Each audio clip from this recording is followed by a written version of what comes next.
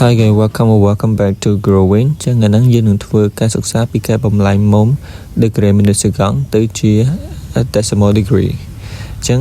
ពាក្យពេញរបស់ DD ហ្នឹងគឺ decimal degree ហ្នឹងឯងមានន័យថាលេខdegree ដែលមានចុចគឺមុំដែលមានចុចចឹងណា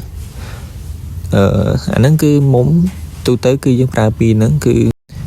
ប្រើ degree minute second ជាមួយនឹង decimal degree ហ្នឹងឯងចឹងរូបមន្តនៃការបំលែងគឺ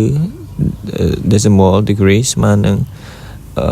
degree បូកជាមួយនឹង minute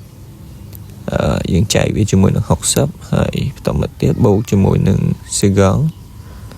ដែលយើងនឹងបំបែកវាដោយចែកជាមួយនឹង 3600 right 3600 អូខេចឹងបន្តមកទៀតយើងដឹងហើយ35នេះគឺជា degree 15គឺជា minute ជាមួយនឹង36គឺជា second នៅក្នុង degree នៅក្នុងរបស់មុំចឹងណាចឹងយើងបំលែងវាដោយយើងបំពេញលេខចូលមកយើងមាន35 degree បូកជាមួយនឹង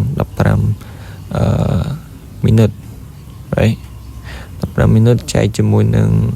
60មកតបមកទៀតយើងបូកជាមួយនឹង36ចែកជាមួយនឹង3600អូខេចឹងយើងចាប់ផ្ដើមគណនាតាមបែបធម្មតាមក35យើងតម្លាក់ចុះមកទៅដែរវាអត់មានអីទៅគិតទេហើយ15ចែកជាមួយនឹង60វាស្មើ 0.25 ហើយបូកមកទៀតអានេះ36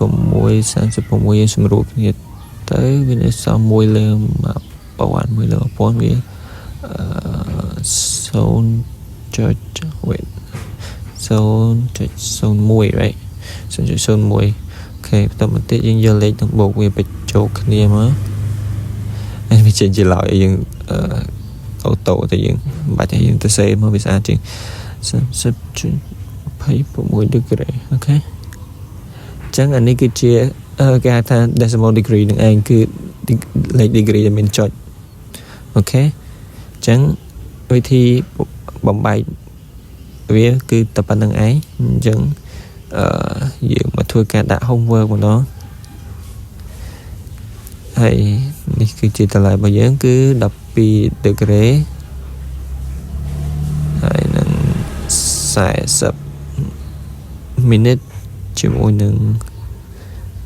36 second អូខេចឹងយើងបំបែកវាទៅជា decimal degree ចម្លើយឃើញប្រមាណហើយចឹងទាំងអស់គ្នាអាចមើលនៅក្នុង comment ដើម្បីទទួលបានចម្លើយបានតែត្រូវធ្វើសិនណាវីដេអូយើងគឺដូចជាអស់ហើយbye guys don't forget to subscribe to my channel and good luck